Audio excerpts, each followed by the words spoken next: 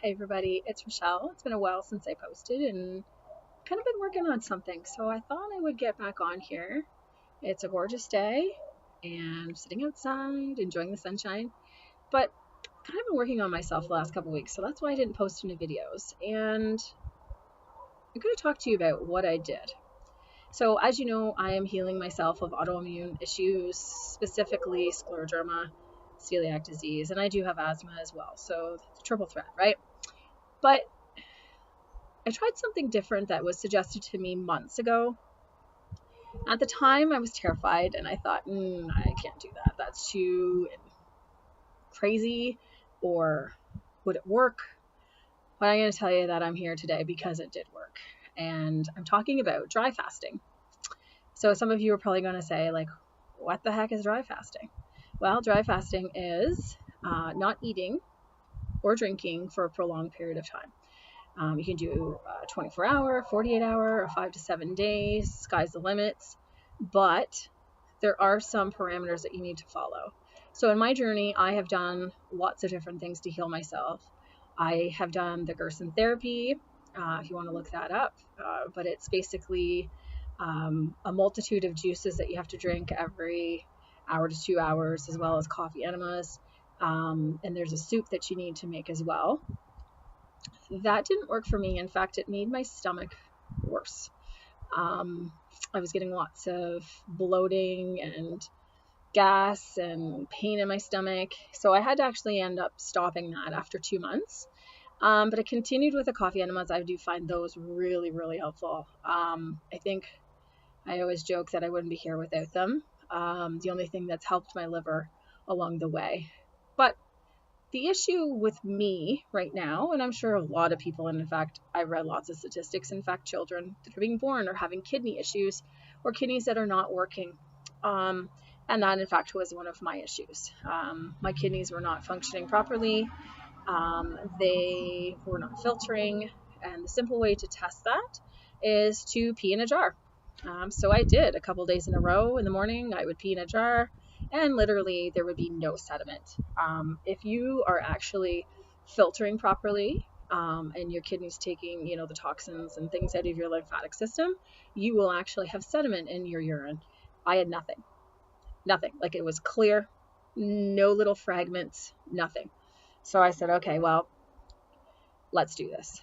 I got to a point too where I was fed up being on prednisone, and I've tried so many times to get off of it. Weaned myself down to the point that I'm like debilitated, can't move, can't walk, can't function as a mom, can't work. So that was one of my goals, and in my previous videos I said that was something that would happen. I would get off of prednisone. So I decided this is what I'm doing, researched it. There's a multitude of videos out there to look up. I'll put a couple links of those below that were very helpful for me. I'm a kind of a science buff, so I wanted to see what the science was behind it. It wasn't just a fad. And in fact, fasting's been around forever. And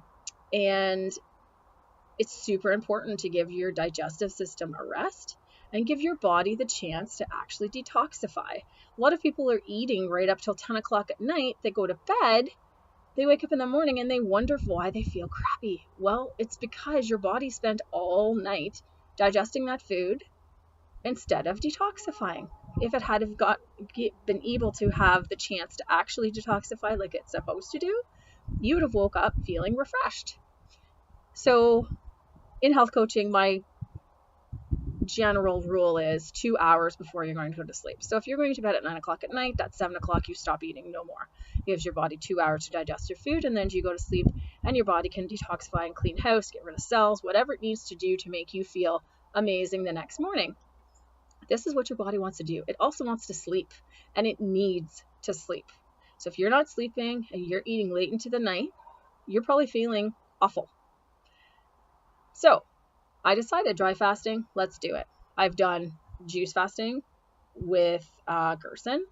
I have done Dr. Morse's protocol as well, where you did a fruit fast. That made me feel fabulous. Oh my gosh. Fruit has a bad rap.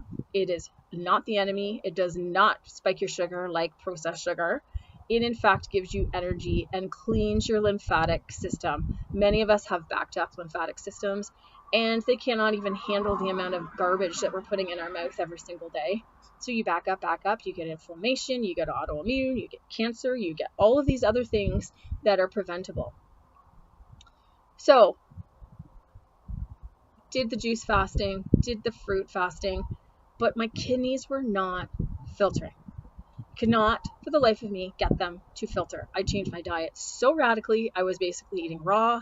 I was eating fruit. Nothing was happening. And I'm like, okay, like something's got to give.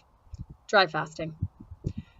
So I decided on this day, this Monday, that I was starting my dry fast. The first 24 hours were fine. Next day, I had flu-like symptoms, which is detox. So why would you do a dry fast?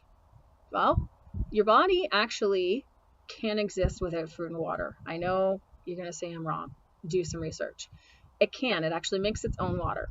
But in a dry fast, what your body actually does is go in and get rid of the disease cells, the rogue cells, cancer cells, the inflammation, and it burns them up, those cells up, to make energy and live off of your fat stores. So you're using your fat as your energy, your body's going through and it's cleaning house like it should do. Your body is self-healing, people. Self-healing. Give it time to do what it needs to do. So the first day I wasn't so sure what I should do about the prednisone because that's really the only medication I was still on. So I took it that morning, but I didn't take it the next day because I had that fever, kind of aches and pains. I broke the fast in the afternoon with some coconut water and some water with baking soda. And within probably about half an hour, I turned around and I felt better. The next morning I woke up, I was like, ooh, I feel great. I lost a little bit of weight, but my pain was gone. My pain was gone. The inflammation, gone. So I'm like, this is kind of interesting. So I waited a couple days, then I did another 48-hour fast, did the same protocol, laid low, didn't do too much, felt so much better. Waited a couple more days, and this has now gone on a week, and I haven't had my prednisone. And usually I last about 2 weeks, and then all hell breaks loose, and I feel awful. This time, not so much. Now, about a week and a half into it, I was feeling kind of crummy. In fact, last week I was feeling really crummy, but I kind of overexerted myself because I did my flower bed and stuff like that up here. It's been very nice, so I wanted to get out and get that done. So I think I kind of paid for that in a sense, but I think also I was still detoxing. So anyways, long story short, I just finished another 48-hour fast. I broke it last night at supper time. And I woke up this morning, clear head. All those inflammation, pains, and detox symptoms that I've had for the last, I don't say 3 days or so, better. My back still hurts a little bit, but we're working on that. I think I'm just regenerating there. But I can't tell you enough. Anyone with chronic pain, fibromyalgia, any autoimmune, don't just jump into dry fasting. You can't do that. You need to sort of wean yourself down. First of all, you should be on a plant-based diet. Get rid of the inflammatory foods.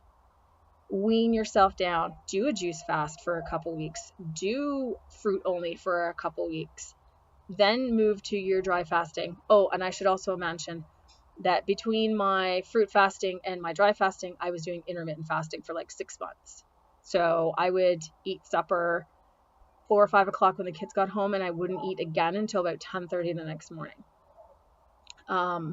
And that was working extremely well too, to keep the inflammation down and the bloating and all that kind of stuff. So you need to do your research. Healing scleroderma or any other autoimmune issue is an uphill battle, but our bodies want to heal. And I think that's my message here today, is that our bodies want to heal. So I actually talk to my body every time I'm going to do a fast, and I kind of hug myself and I rub my arms or my legs. And I know it sounds silly, but you're a spirit inside a body. You're separate. Okay. So talk to your body. Look, I'm going to let you do what you are supposed to do. I'm stopping the food intake because that's overwhelming for you right now. I am going to give you the time to heal. You do your job because you are amazing and you are going to do the best darn job possible. And I know we're going to heal. And when I feel that you're having too much or we're getting too far into the detoxification process that we're feeling very ill, I'm going to stop it and help you. But let your body heal itself. When we're putting in garbage, we feel like garbage. When we're putting in live foods, we feel alive. I think we all want to feel alive, right? We all want to heal. Get your kidneys working. Your kidneys are king. If they are not filtering, you cannot heal. Your lymphatic system will be so backed up. It's your sewer system. It's so backed up and so chronically toxic that you can't heal. If your kidneys cannot get that stuff out of your lymphatic system and get rid of it, how are you supposed to heal? You can put in all the good foods like I was doing. I was putting in all the good foods. I was trying. My kidneys weren't filtering. Your kidneys will filter once you do dry fasting. Or some people are very lucky and intermittent fasting is where theirs happens.